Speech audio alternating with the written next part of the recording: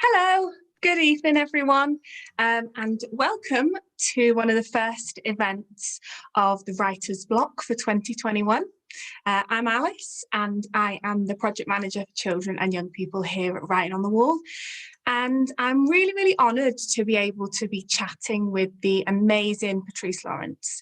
Patrice is going to be our writer in residence for this residency, and there's loads of amazing things coming up, and hopefully we'll be chatting all about them in a bit. So I'll just tell you a little bit about Patrice, and then she's going to do a bit of a reading for us. So Patrice is an award-winning writer for children, teenagers and adults. She's probably best known for her book Orange Boy, which was shortlisted for the Costa's Children's Book Award, and was also the winner of the Bookseller YA Prize and the Waterstone Prize for older children's fiction. She's also written other books, including Indigo Donut, Rose Interrupted, and what she'll be reading from today, which is 8 Pieces of Silver, which is the winner of the Women and Home Teen YA Award.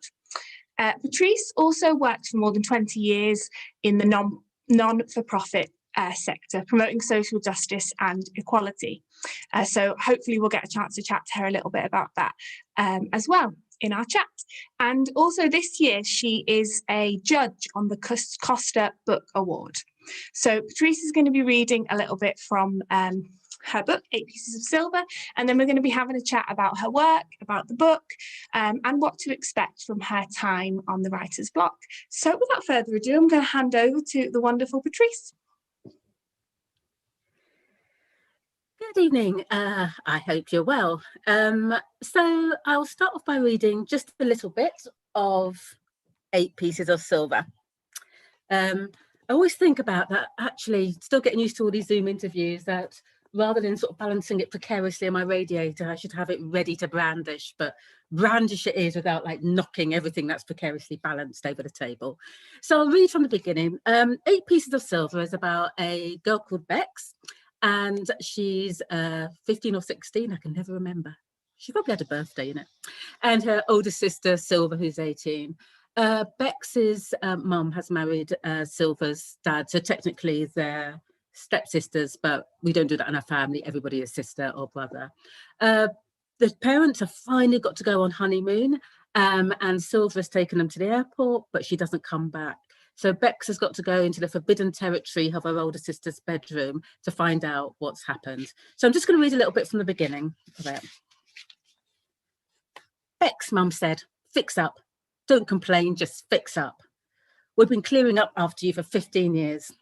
That ain't strictly true. Well, for Mum it's true, but Justin's more recent. It's been 7 years clearing up after me for him.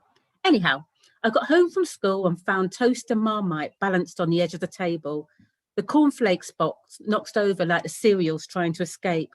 Milk left out. It was like breakfast tried to commit suicide. I sent a message to Mum straight away. Silver didn't do the clearing up. She's in her room sulking. That's when Mum told me to fix up.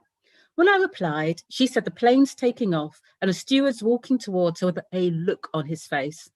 I know, Mum. She'll turn her phone off because she can never find flight mode and then shove it in the seat pocket in front. She won't turn it on again until her and Justin land in Japan. That's going to be more than 12 hours. I suppose I should leave them alone. It's the first few hours of their honeymoon, if it still is a honeymoon when you're heading out nearly 2 months after you got married. But Silver, though, I was a witness standing right next to her when she promised our parents she'd make sure I was good while they were away. She even looked them in the eye when she promised. But what's she done instead? She's left dying breakfast all over the kitchen for me to find when I get home from school. I don't want her setting that as a mood for the next 2 weeks. Though thinking about it, even mush up cornflakes and bad milk is better than some of the moods she's been cracking recently. Damn, it's gonna be a long 2 weeks as Silver keeps her sulk up all that time. I knock on her bedroom door. Not too hard, though. I hate the fact I've got to knock at all. It's a recent thing. She says she don't want me to rush in and disturb her studying. Studying? Like I'm going to believe that? The last few times I was allowed to walk in without knocking, my sister was lying on her bed studying the inside of her eyelids. The time before that, she was studying her own sweet face in the mirror. proper studying, like just seen a really small but seriously deep blackhead that no tweezers forged on earth would ever shift. A few months ago, she tried to get Justin to put a bolt on her door, but he refused. But that's probably because Mum's better with a hand drill than he is. Now Silver just pushes a chair against it. That's all the time now. Even Justin, her very own father, has to knock. So that's the beginning, which I shall replace vicariously. Oh, thank you so much, Patrice, for sharing with us the beginning of 8 Pieces of Silver. I inhaled the book at the weekend. I really, really enjoyed reading it. Thank you. I love reading YA, to be honest with you, just anyway. But I really, as soon as I started reading it and just hearing you read a bit from it there, it brings you in straight away. I really felt like Bex as a character, she's just full of life and energy, and she just feels really noisy and pacey, and I almost felt a little bit like I was reading someone's diary that I shouldn't quite be. So that got me thinking a little bit about kind of my first question really for you. When I was reading it, I was thinking these characters are so different, but they're so distinct and they feel really natural. And I wondered, how do you go about sort of forming such distinctive voices for your characters? I think it's a mix of different things. I think with Bex, even before I quite knew what the story was, I wanted to write about a Black working class lesbian Londoner, because it just feels that, you know, YA, you can explore lots of different identities and lots of different types of people, but it still feels that a lot of the Black characters are quite often US characters. So I wanted to just write a character that I could meet in any school visit, a character that I could hear talking on the bus. And I think there is a joke, which is quite true, that I spend, well, before I moved out of London and before we're like in a global pandemic, I'd spend a lot of my life on buses just listening to people. And I kind of love the sort of musicality and the humour of London voices. So I just wanted to reflect that as well. And I'd also kind of eavesdrop my daughter's friend's conversation when they were eating Domino's pizza in our sitting room. So I had to actually sometimes remind them, like, you know, do you really want to talk about that while I'm here? And I say, like, you know, Patrice, we're not being rude. Like, no, but it's going to end up in a book. So like stealing other people's lives vicariously as well. But I think for all books, I start with characters. That's my real, you know, that's my starting place. I really want to feel that character, know who they are, know what they're frightened of, know what they care about. And then I sort of take it from there. So character is kind of your sort of starting point, and then it sort of bleeds out from there. Absolutely. Yeah. It felt, you know, feels like that from reading that book. It really felt like it came from her. But also like the family itself felt like a character, you know, they're sort of, I guess like the love, but also the chaos of them kind of intertwined with each other. They felt like a sort of a standalone theme and character within itself. Maybe you could chat to us a little bit about like the family dynamic and where that came from. And I think absolutely. I think in all the books I write books of families that aren't seen as, not that many people do necessarily live in traditional nuclear families, but I've never lived in what could be, I suppose, considered a sort of standard family. So the first family I remember was from the age of 4 months to 4 years, and I was in a private foster arrangement with a sort of white working class family in Brighton, and they were lovely, absolutely lovely. And one of my sort of earliest memories is actually my mum coming, because my mum was studying to be a nurse when she fell pregnant, and it was, you know, bad enough being, you know, unmarried sort of in the 60s, but unmarried Black you know, nurse in Brighton with no family. So I was looked after by someone else until she could work and find somewhere to live. So then I went to live with her, and then by that time she's met my stepdad, who is Italian, short, and I mean short as in very noticeably short. He's like 5 foot. So, very, very fair skinned for an Italian as well, so he doesn't look Italian. So I've always been in like I've never been in a family where we're all the same colour. I've never lived with my biological dad. And even as an adult, I've kind of followed the family tradition of not marrying the people we have children with. So I always lived in these different types of family, and it's not that rare. I mean, so I kind of like to put those different dynamics in families. And also, because my stepdad's Italian and my two brothers have an Italian dad, I've always been conscious about putting children and young people of mixed heritage in it, because I felt that particularly about for white writers who aren't in multi-ethnic families quite often had quite a exoticized view of mixed race families. So it'd always be these beautiful girls and caramel skin and green almond eyes and hair, and yeah, there's lots of people that look like that, but honestly there's lots of people who don't. So in London, you've got all types of mixes of different types of families, and being a Londoner can be anything. So I kind of wanted that loud. I mean, I grew up as a Trinidadian and an Italian. Our family was loud. So interesting music, great food. So I kind of wanted to blend all that in as well, because that is, again, a lot of people's realities. And if it's not, well, you're going to see, people can see different types of family and celebrate them. Yeah, I think that's really interesting, because I definitely think growing up, when in the books you read and the kind of stuff you consume, there's definitely this idea of a nuclear, 2.4 children family. And actually, I didn't grow up in that either. And you sort of start to think that, oh, what I have isn't right because I'm not that thing. So it's really nice to read about a family where it's actually the chaos and the love all mixed in, because that's what families are, really, aren't they? Absolutely. Yeah. And it's important that we have a bit more of range of the kind of families that we're reading about.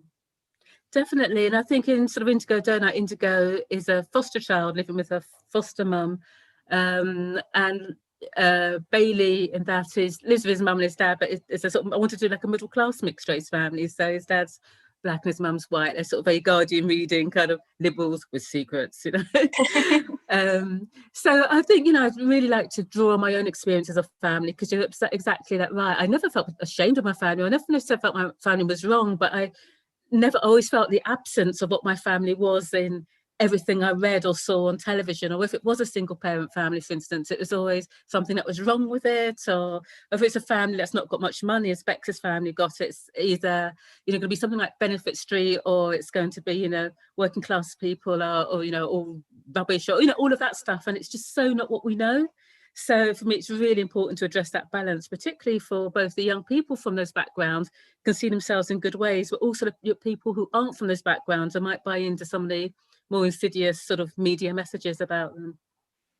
Yeah, no, I think that really shines through. And I think as well, it's we form a worldview from what we are, from what we read and what we see and what we and like you say, it's not that you're necessarily ashamed, but if everything you're fed is that this is not the way that it should be, then you're going to be forming a different worldview, which doesn't really fit in, because all different types of family are very complex and are multi-layered, aren't they, in many different ways? Absolutely, yeah. And I think that's a way also to counter stereotypes, isn't it? Because I think, it sounds quite facetious, but for instance, up until my late 20s, I really thought that cats really did like cream.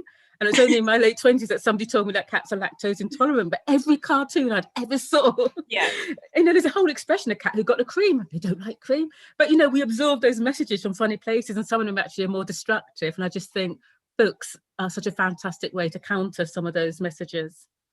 Yeah, definitely. I was just thinking the same thing. There was I remember watching over and over a video of the Werther's granddad with the Werther's original. And my granddad wasn't a very nice man. I remember thinking, does he just not like me? So I thought granddads were lovely that gave me Werther's originals. What's going on here? But anyway, slightly sidetracked. But I was also, you mentioned before about music. And I know that there's a playlist that goes along with the book, which I loved listening to, and also how present music is throughout the whole piece. And it feels like music has quite a big influence on your writing. It has a big influence on me. I think music is a place that music and food, which is quite a lot as well, are the things that sort of tap right into my emotions and into my memories. And sometimes at time you turn on a radio and as a song comes on, you don't even know that you know all the words, and then you turn it up. And I think last night I was feeling sort of a little bit low. I think, the weather's been rubbish and the news is rubbish. And So I always end up going on YouTube. So there's, a song that I really like, I put on. I was watching, I'm ashamed to say, I was never a big Glee fan, but I love Amber Riley. So her version of Hate on You is like fantastic, So music is where I go to. And also music for me creates memories. So me and my best friend have been friends since we were 5, actually, and in our sort of teens we discovered Bruce Springsteen. So in our 20s, 30s, 40s, and I think not quite our 50s yet, we've been to see Bruce Springsteen. So whenever I hear anything to do with him, I always think of my very best friends. And in Bex we've got tracks to do with K-pop, Korean pop music. Part of that is because my daughter's 21 now, but when she was sort of younger, she kind of got into sort of K-pop, and I love pop music. So one of the things is, she'd educate me. We'd watch sort of videos in the kitchen together. So it makes me feel that warmth, and also how music can create fandoms. So you get all these sort of diverse people from so many different backgrounds can come together because they absolutely love music. So there's something, also I think there's the Mr. Blue Sky, I think, is on a playlist, Yellow song. And that opening scene of, I can't think it's Guardians of the Galaxy 2, isn't it? With that Groot tones. It's just such an amazing, joyful, hilarious start to something. So I think for me, music can bring people together, which it does sort of with 8 Pieces of Silver. And it's just a way of creating memories and joy and emotion. So in Indigo Donut, it's a band, Blondie, that bring the sort of the two very different people together. So yeah, it pops up in everything, because I just think it's one of the really great things that human beings can do. They can create music, and they can create these sounds that can go tap straight into our emotions. Yeah, and there's something about I remember vividly being really obsessive about music, at a certain age, and sort of, I wish I still had that obsession, to be fair. I do that. Okay, give me some. No, I think I do. But I think I've probably got a slightly obsessive nature, actually, in certain things. So there was like one band that my daughter showed me about. It's about 3 or 4 years ago, called Hoka, which are kind of a Korean band, but indie. And I quite like indie music, and I like sort of guitar. So I really love them. And then they came to play in the UK in 2018, possibly. So they played in Manchester one night and in Brixton the next. Me and my daughter, we were both of those. And then she was away. And then I just read online that they were actually playing at, in a bar literally 10 minutes from my walk from where I lived in Hackney. So I potted up on this hot evening, queued by myself. First ever gig I've been to by myself, 51, 52. But actually what was really impressive about Hoka is the diversity of the audience. I wasn't the only Black woman alone watching this sort of Korean band. There was sort of East Asian heritage people, there was some young Muslim women, it's such a mix. And I thought, again, that was that joy about how just those sounds can bring so many people together. So I still do have those slight obsessions over music. It's like, oh my gosh, you got a new music video come, oh, I've got to look at it. But, some people have cars, I have YouTube. Well, I think it's a great one to have, to be fair. Cheaper, but yeah. And like you, I can't wait till I can go back to a gig and be in a room with all those with people. That'll be so lovely. But like you say, it's the diversity, the range of people that can be into the same thing. That's a really nice thing about music, transcends anything else, really. Absolutely. It feels just slightly off topic. I'm just thinking about your the video that you made for us, which sort of explained what you were going to be doing and who you were as a writer, and then meeting you in real life. And in your video, you sort of say about how angry you are and that you're a really angry writer. And I often think of anger. To me, people often see it as a negative emotion. And as something that you need to stop being so angry, you need to manage that. And meeting you don't seem angry at all. You seem so lovely, really warm, and actually just reading your work, it feels really hopeful. I guess my question is how do you consciously balance that anger and hope?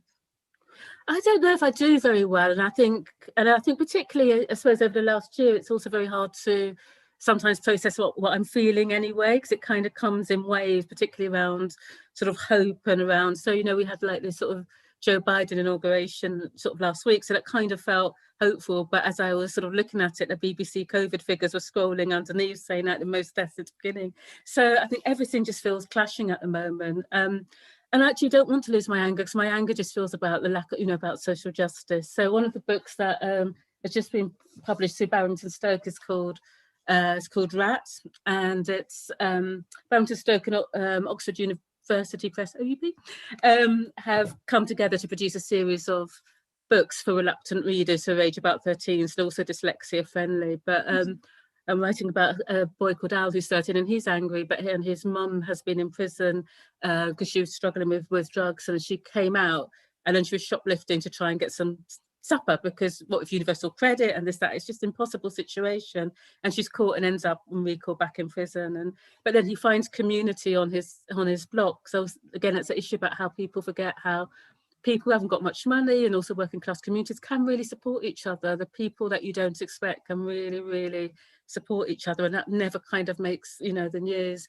So I think, you know, I want to hold, and I think it is hard sometimes, because sometimes the anger can feel, it really sort of knocks you sideways, because you can feel a bit helpless of what's you know, going on in the world sometimes. And, you know, certainly when Trump was president and you were kind of looking at the sort of racial inequalities and the murders, it just felt quite overwhelming, I think. And so one of the ways is I stay within my echo box, my echo chamber, and I know that, because I know what's out in the world.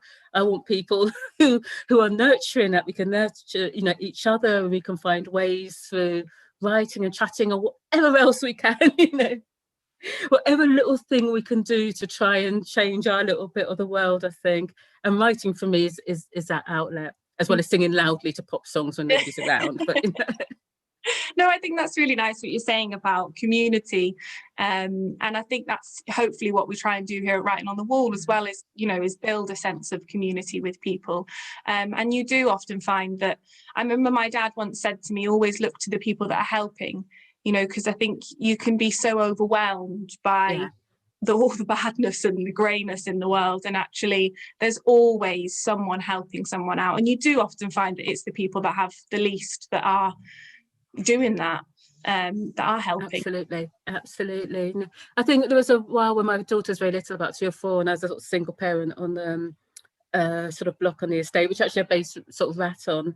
And one of my neighbours who lived below, and you know, he had his struggles. He was he'd struggled with addiction, but didn't have it now. But I think instead what he did was he dumpster dives. So he sort of went looking for things that people had thrown away, and so he hoarded quite a lot, but also he gave, so, you know, I got a nice gift. I got the Kenwood mix, so he found in a box, and he'd find shoes, and, you know, he found a little desk for my daughter that I could put in, and he said, you know, do you need any shelves up, Patrice? Because I worry that you're a bit vulnerable. And I thought, like me, but actually, you know. And then there was another guy who lived below us, who was a young guy in his 20s, who was a heroin addict, and they would, you know, knock on his door on Sundays for him to come round and have Sunday lunch, or they'd take it to him and they'd check he was all right, you know. So there's all these little kindnesses that go on, and I think sometimes in the bigger picture we miss those.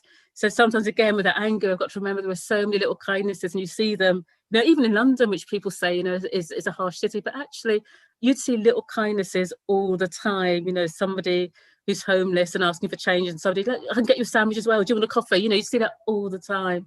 So I think is trying to tap into that now and again as well. Yeah, filling up your cup a little bit by just having it, opening your eyes and sort of seeing the goodness that's happening as well. I think just reflecting on that, the book Rat, which I'd love to read, it sounds really interesting, but I think it feels like a theme throughout a lot of your work, and something that we're going to be looking at in the Bloc Social while you're here is kind of, what can you get away with in terms of when you're writing for a young audience, and, you know, kind of the importance of not shying away from topics. And I feel like you really do that. I think it's because maybe, though, those years working in the voluntary sector, there are young people who are in the care system. There are young people being brought up by other family members because their parents aren't able to care for them. There's young people, you know, who have family in prison. You know, there are young people who experience racism and Islamophobia. So, you know, all those things are happening in young people's life. And I think what happens sometimes is that in some cases, the people who make decisions about what can be published or what should be given to children aren't people who've experienced those. So they shy away from it and feel children need to be protected. But actually, we know in real life, children have a whole range of different experiences. And I think, and if we can write in a way that, you know, for me, there's two things. I don't want to frighten children, and I always want to have hope. So all of those things. But what we can do with our stories is also build empathy, which I think is incredibly important. So I think we can, you know, deal with bereavement and loss, because children do all the time have to deal with those things. And it's just finding the words and the ways and the stories to do it. So it's sensitive and also is not sensational as well. Yeah, and you know, I think it's these things are happening, and just because you don't talk about it doesn't mean it's not happening. And actually, it can, you know, make people, especially children, feel more alone, or you know, not feel like other people are going through that. It makes me think a little bit about the sort of lack of diversity within the publishing industry, and within the sort of books that are published, but also within the kind of ranges of authors that we see published. How do you if in your vision of the future, a hopeful vision, what do you think we need to do to make our publishing industry more diverse? And I think there's a lot of reasons, but I think one of the core reasons that people tend to shy away from is money. It's really hard to be, you know, writer. I think, you know, up until I mean, Orange Boy was sort of published when I was sort of 49, and I've been writing for ages, and I think I was writing between working full-time and bringing up my daughter, and I simply could not afford to do it. If you were sort of financially responsible for yourself or somebody else, how on earth can you afford to be a writer when the advances aren't great? But also quite often there's an expectation that you will sub things. So like, you know, you'll pay for the taxi and you claim it back and you'll do that. You know, sometimes you just can't. I've been in positions in my life before where you can't do that. I think there's my hopes, I suppose, the hopeful side is there's lots of smaller independent publishing companies that do some really, really interesting things. So of course, you know, Knights of set up particularly to publish diverse children's books, but Jacaranda's been around, which is led by Valerie Brandis, a sort of Black woman, been around for a very long time, and they decided that in 2020 they were going to publish 20 books by Black authors, and they just did it. There's none of this talking around and we're going to do this initiative and we're going to have this other conference. They just did it. I think it's like, you know, publishing, I suppose, just reminds me very much of working in a not-for-profit sector, because it's got a very similar sort of demographic. So even though it's often supporting people who are marginalised, quite often people working within the organisations tend to be white and middle class, mostly female, apart from at the top, which tends to be male. So it's a very similar demographic. So people quite often who are the ones who are struggling aren't the ones that have the resources and the power and the money to change the story. But with the smaller publishers, and I think now obviously with social media, there's different ways that you can market and get things out there and have different types of conversations, you know, it's better. And it's also, you know, for children's publishing, there's just some fantastic librarians and teachers who really, really want to get those stories into children's hands, because the curriculum feels so narrow. You know, it's like the same, you know, if you're doing the same in GCSEs that I did, you know, more than 40 years ago or something, what on earth? You know, what on earth? I mean, I love John Donne like the next person, but come on. You know? So I think what they want to do again is change that story by getting different types of books and stories and types of storytelling into different young people's hands. So they I mean, in terms of my career, sort of librarians have been absolutely fantastic, really fantastic, and teachers as well. And then you also get things like one of the other, she says, going back to her precarious pile. it's like so this one, Diver's Daughter, which is published by Scholastic. So Tony Bradman, who's a very prolific writer for children, he saw David Olusoga's series on UK Black history and thought, my gosh, there's so much we don't know. How's the best way to get this into schools and the curriculums? So he pitched to Scholastic this Voices series, and they are different time periods in the UK, and you write a story inspired by history. So I've got a Tudor period, so it's inspired by sort of like Mary Rose. I've got one set in Roman times, Victorian times. I think Benjamin Zephaniah has just written one about Windrush. So those are going into schools at the moment. I'm getting loads of lovely feedback from teachers about it, using the lesson plans and all sorts of things. So, you know, but on the other hand, it's a pity that it's kind of left to really fantastic individual champions. We need something much more strategic. The bigger publishers, they're businesses, so they will publish what can be marketed, and that's why, there's lots of conversations about the books that end up in W.H. Smith's and celebrity authors. People buy them, stakeholders probably like that, but I think what happens with the smaller publishers is fantastic, and I just think more risk-taking, and I think, that will expand, I think. Yeah, there's a hope. I mean, we work with we have 8 primary schools that we work with on a bigger project, superheroes, and in the summer we did a bit of CPD, continual professional development with Darren Chetty, and we were talking about cool, yeah. diversifying their bookshelves, and he commented afterwards that he'd felt like it was the first session where there was no sort of resistance from everyone. He just felt like everyone just really wanted to make a change, and it feels like there is, with the black curriculum as well, and it feels like there is a real want from the ground of the of teachers to actually make a change in the types of materials they're sharing with their children. I think so, though I suppose the other thing perhaps is also that perhaps the primary schools that would be involved in your project would be self-selecting anyway, so people who sort of really want to make that change.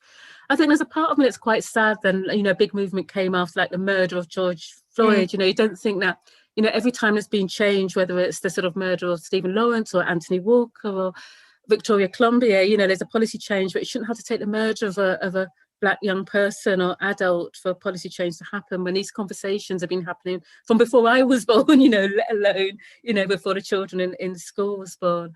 But Darren, is right. And I think some of the conversations that I could have more publicly now, like even this now, probably in the past I wouldn't. I feel quite, not self-conscious, but you feel there's resistance sometimes. So I think there has been a mood change, which I think is fantastic.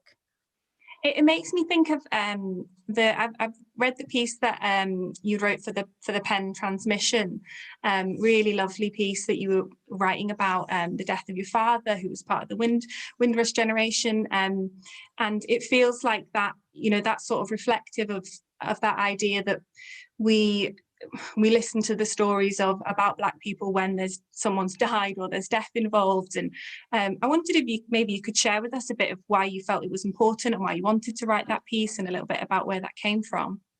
I think it's something I've been thinking of for quite a long time. So my parents both were nurses, but they met in while they were training in Brighton. So my father was born in Guyana but brought up in Barbados. He was sort of mixed heritage. His mum was Indian and his dad was African Guyanese, and they weren't married. So imagine being born in the 40s. So there's that mixed heritage, not married, lots of stigma. His family moved to Barbados when he was 3, and from what I've heard afterwards, that he and his mate were like reading a paper when they were like, I don't know, 19 or 20. Oh, trained to be a nurse in England. So off they came, in a boat for a month. My mum was second youngest of 12, but the only one who came to England for, I think Trinidad was just too small. So she came to train to be a nurse. So they met, they're both like 19, 20, 21, both from quite strong, presumably Catholic families, and like they're in, well, hey, so, and then along came me. So that's one of the reasons I was fostered, because my dad sort of left my mum when she was pregnant. So he was in and out of my life. She never stopped me seeing him, but he was quite intermittent. He was very much, I think, an intellectual, and I think he really needed to be in a university somewhere, wide reader. He was a musician. His wife, when he married, also a nurse, they were together for about 10 years and they married, and a few weeks after their marriage she died, possibly of a sleeping tablet overdose, so I'm not quite sure. So she was in her 30s, and then from what I think, he must have had a breakdown after that. So he was in prison for months for forging a cheque. But imagine, you can't, after that, in prison for months, you can't be a nurse, you lose your life, lose your flat. And I think he also possibly, there was a lot, from what I learned afterwards, a lot of the night nurses were able to help themselves, like the drugs cabinet in the hospital. So I think he took, I know he was an insomniac, so he took a lot of sleeping tablets, and I think he also took uppers as well. So that probably didn't help. And he eventually became, I didn't see him for 11 years, and he kind of got into contact with me, and he was living in squats and hostels in Brighton, and also an alcoholic. So I saw him on and off for 2 years, and then he wrote me a letter saying he was moving on from the hostel and would be in contact with me when he was settled. But that was the last I heard until to a grapevine about a couple of years later or so that he died in a fire in a squat. And I think one of the reasons, I suppose, again, when I write about some of the subjects I do, is around that idea of grief and about how difficult it is to grieve for someone publicly, because if I quite often used to tell people that my dad had died, people don't know how to react to you, so you're dealing with their feelings as well as your own. And because of the complexities of his death, I don't even know if people would say, I'm so sorry, and I'm thinking, am I don't all of those things. So I think in a sense part of that was to make me think about how I feel about his death, but also the anger I felt about how Brighton Council dealt with his death. It felt very much he was dealt with as a sort of down and out, the way the coroner dealt with it was awful. They filled in a wrong form, so they didn't tell me when his funeral was, because they asked me if I wanted to know when the funeral was, and I said, oh yes please, but they said no, she doesn't want to know. So they did a cremation, and I have no idea if anybody was there, and they scattered they didn't even keep his ashes, they kept it somewhere. So it was a way of me thinking through some of that as well. And the other the other thing that triggered it was until recently I didn't have a single photo of him. And everybody keeps saying to me as I get older, Patrice, you look more like your mum. I was like, I know, but I don't know if I look like my dad. I mean, he died when he was younger than I am now anyway. So a really lovely woman called Stephanie found out, and she had been a nurse in hospital at the same time. And she was a mother of a child whose dad was my dad's best friend. So she knew the group and still stayed in contact with them all. So she actually got some photos to me. So I think it was this time last year, actually, I came home from doing an event in Wales, and it was an envelope. And it was like first two photos I had of my dad. That's one of them that's in there. So just that whole thing of being able to hold a photograph of my father to show my daughter what her biological granddad looked like was just one big, it was such a big deal to me. But also, I think for me, the other thing was that a lot of the stories around Black people, like the one they had with small axes, are all quite often in London, or they might possibly in Birmingham, or maybe even Liverpool, but never those other places where there's less people. So what was it like being, a Black person in the sort of 50s, 60s or 70s that wasn't in a big city full of other Black people? What are the lives like there? So I think there's a whole story there about what it's like, that other sort of Windrush generation, those different stories, the stories that aren't the ones that we have on news of very dignified elders, which is important, but actually the trauma of sort of racism and separation and all those other things impacted on people's mental health in quite a big way. And I think we should be brave enough to explore those stories as well. So that was kind of all those things like pushed into this little essay. Yeah, no, it was a really interesting read. We'll put a link to it in the chat so that people can read it. And yeah, like you say, actually, we often, the stories that we hear about that time are normally placed within, big cities or places where there's already a community there for people. But, what happens when you are the only Black person in a whole village or, a whole little town? It's a very different experience. I think it's interesting because I think that thing about, again, why I write some of the stories I have, I talk very openly about it when I do school visits. Obviously, older children, I don't kind of announce it to like year ones or anything. But quite often, I'll talk about it. So young people come up to me and say, Patrice, like my dad's in prison. Or I've had young people like tap me on the shoulder, Patrice, I'm in foster care as well. Because again, they sort of, they have, all those experiences. And it was also, I think, a generation of around my age of Black and mixed racial people who was transracially adopted as well. So there's a whole, whole range of different experiences there, because they were quite often in places like, where I grew up in sort of Hayward Heath and those environments. So I think there's that other thing about sometimes trying to find those different places you belong. So whereas our parents, if you're the first generation born in the UK, your parents had some other identity from where they're from. We had this kind of nebulous British identity where people don't quite want you, you don't quite belong, but you don't belong in Trinidad because I can't understand what my cousins are saying and they can't understand me, But then when you came to London, my experience was very different from any of the Caribbean people in London. So people talk about, we used to go to church all day, Sundays. I thought, oh my God, I've grown up with the only Black atheist like in the UK, my mum liked status quo and Depeche Mode. We didn't listen to Jimmy. So So you just think, where do I belong? Which is why I'm a writer, obviously.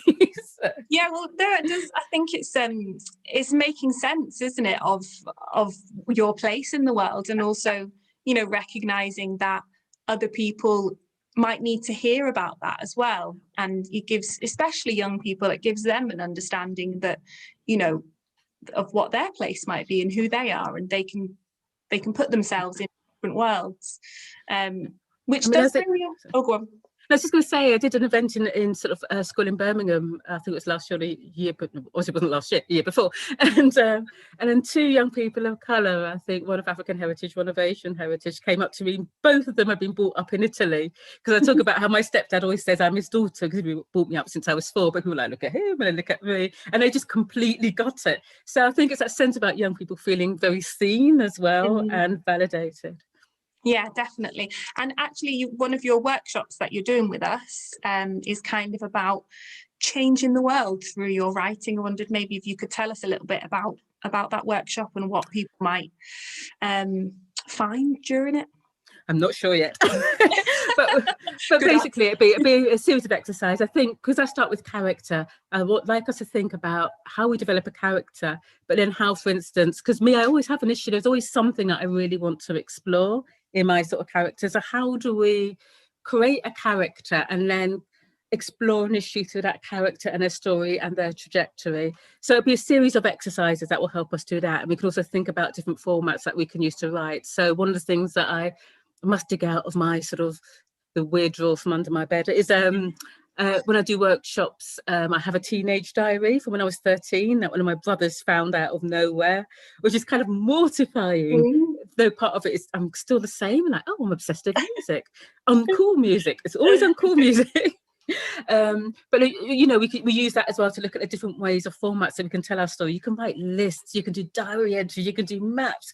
Because the other thing for me about workshops is I don't want to put people off who think, oh my gosh, I don't write very fast, or I'm dyslexic, or if I'm writing prose a bit difficult. You tell a story how you want to tell it. You can tell it in a mind map. It's got to make sense to you. Don't forget about it, because you're writing for you. You're not writing for publication. If you want to write for publication, that's next step on, but that doesn't matter. You're telling the story that you want to tell in the way that you want to tell it. So you can think again also about the format that we tell stories as well, because actually we don't talk in like long, lengthy sentences, do we? You know, we talk in all different ways. There's a way also about how we can encourage people to use their own voices to tell a story, their own experiences. Yeah, I think that's and also, like, you know, I'm reflecting on a lot of things you've been saying just across this last 45 minutes of kind of almost reflecting on the maybe a world that you would like to see and how you would like people to be treated, or, you know, you have the opportunity to actually step in and change things within your world that you're writing. It does, but also I think, you know, with when it gets to book stage, I think you can change things within young people's worlds as well. And I think one of the things that inspired me many years ago before I was published is I went to London Book Fair just because people could go, you know, and I had no idea what this whole book industry was. And Mallory Blackman was the children's laureate then, and she did a talk actually saying, for instance, that when she writes whatever book she was writing, that people might be a bit shocked because there might be something that was kind of like sex in it. And she said, but for her, it was really important because she felt a lot of the information young people were getting was through porn and pornography sites. And that's and school sort of sex education is rubbish anyway, as you know, as we all know. And actually books are a way of countering some of those messages and trying to tell young people something different. So I think, you know, we can change a story and in books. We've had a few questions from our lovely audience, so I might just delve in. Hi, audience. And they've had some nice comments about you as well, so thank you. I'll share them with you later. Is it about the lipstick? They said lovely lipstick. One of the questions, which I think we've sort of touched on quite a lot, is kind of what inspires you to write? What is it that your burning desire? I think it's hard to keep things in my head, actually.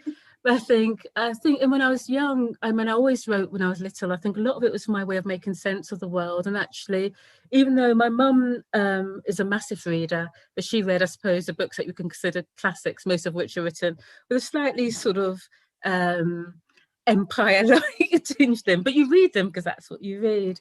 But you also know there are other stories. There's stories. I went to Trinidad for the first time when I was 6, and suddenly it's like, oh my gosh, there's so many brown people. So there are alternative worlds and you don't see them in books. I think part of that was for me to make sense of the world.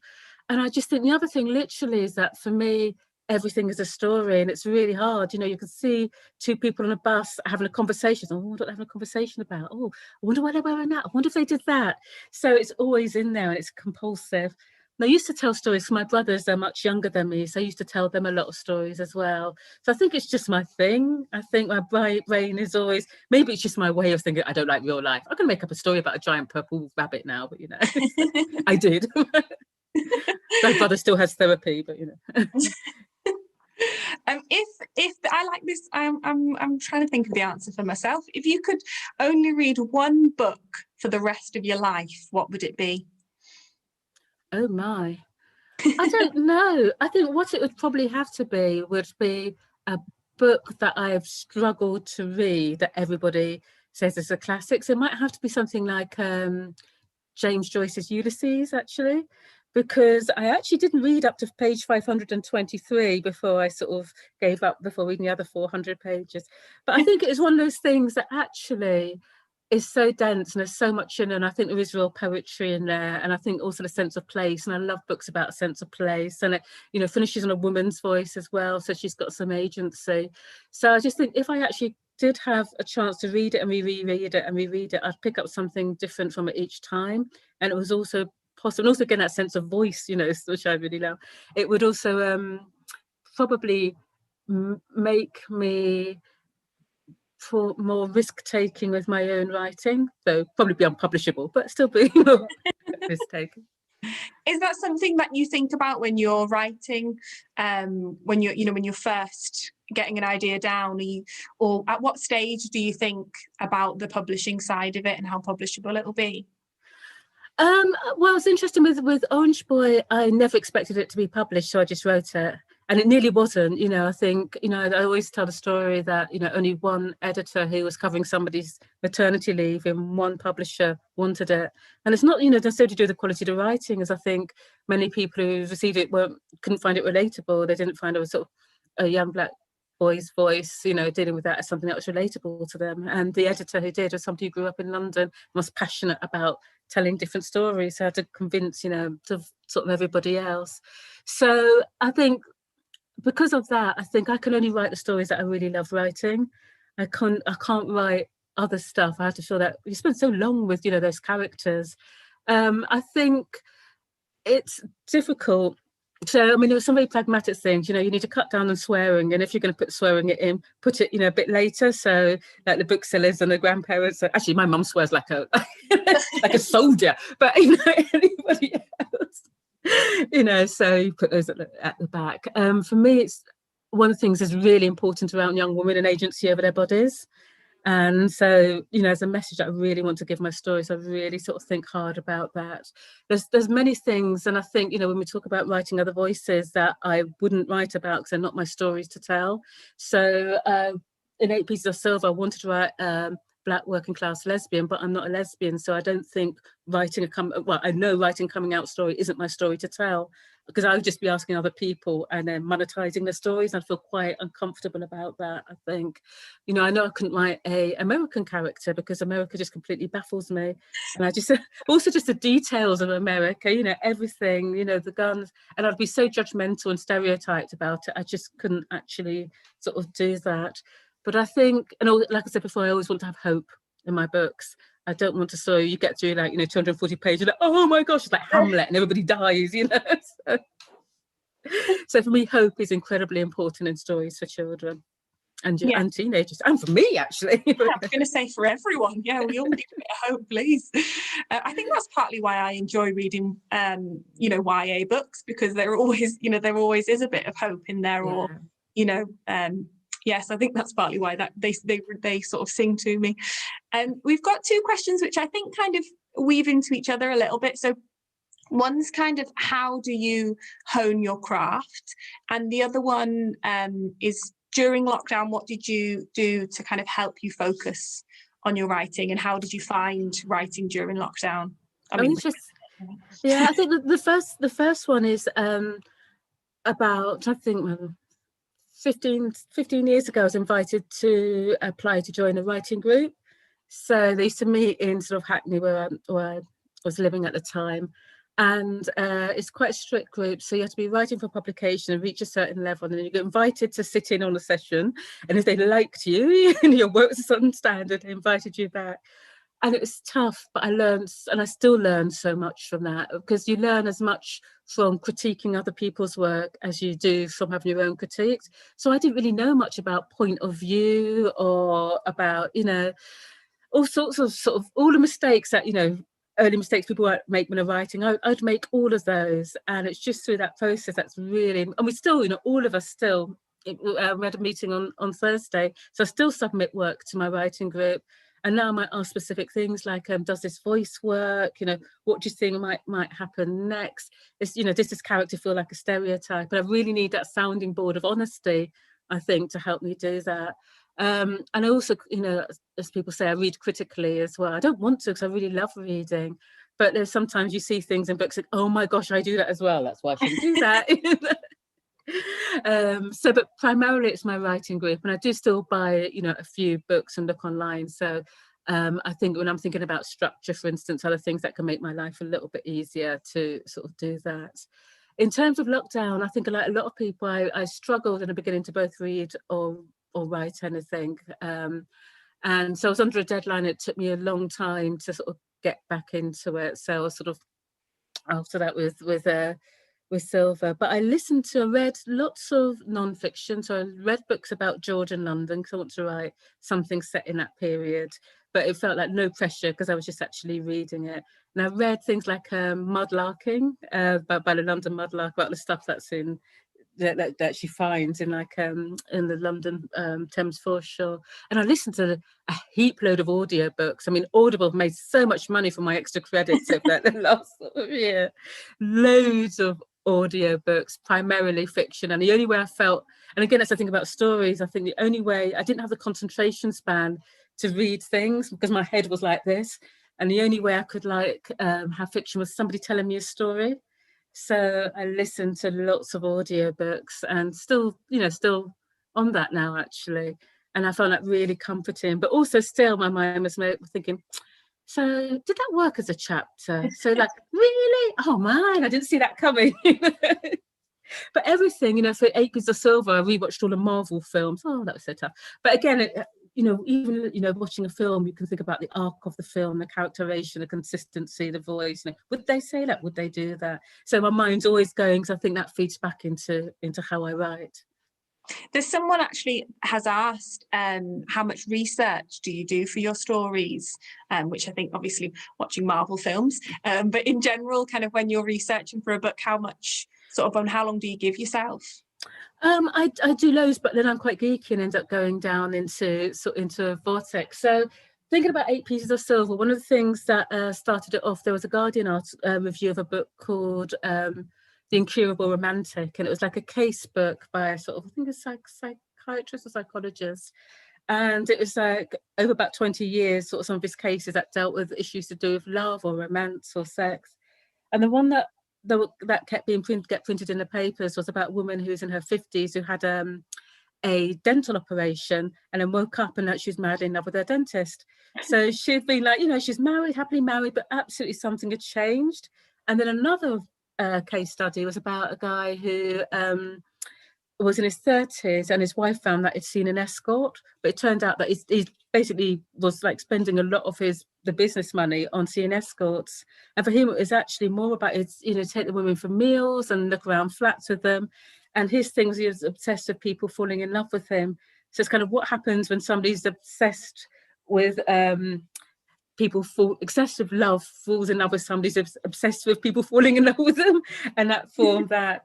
So I just reading around that. At the End of Silver, I think that perhaps doesn't get picked up. I did a lot of reading around residencies. So if you marry somebody and have a baby, and I was quite outraged about the amount of money and how difficult it is for families to be together. So I did a lot of research around that. I had lesbian sensitivity read, which was quite interesting. Though my friend who read it for me, the thing that she really picked up on the fact that, like, if you have a McDonald's McMuffin, initially I think somebody bit into it and the egg comes out. She's like, no, I hate to admit that, but the egg is always solid. It will not come out. I spent ages looking at YouTube tutorials on nail arts. I've never had my nails done in my life. Lots of like K-pop choreo video. I do loads because the problem is I haven't got a very good visual imagination, so I quite often have to see things or walk around places or see them. Virtually every home or house I've ever written in any book is like based on somewhere I live, because I can't imagine anywhere. I can't imagine floor plans. So I do quite a lot. In Orange Boy, I did masses of research around everything to do with prison sentences. Kind of gun explode in your hand. That was great. That one was. I bet the YouTube videos are lovely for that one. Oh no, how to set fire to a car is actually surprisingly more difficult. Because I wanted to know if you could do it. So I do quite a lot of research of things. I really want to know what's possible and what isn't. And of course, like one video leads to another. So I've been recently reading to do the book that's just being coming out now is it sounds really gruesome, but what happens? Can you stab somebody in your hand with a shard of glass? Does the glass break? Will the glass stay? It's an important plot point. Yeah. It's like, oh my gosh, really?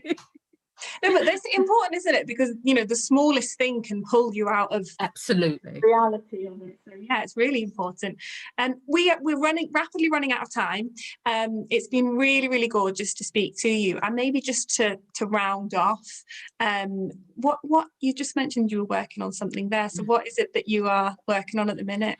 Right, hopefully will come out in August. It's called Splinters of Sunshine, and it's about a boy called Spay, and his dad is actually DNA dad in 8 Pieces of Silver. So it's his next son down. He doesn't know his son at all because he's been in and out of prison. So Spay brought up by his mum, high achieving at school. Comes down Christmas morning, sees a dad he never knew asleep on his sofa.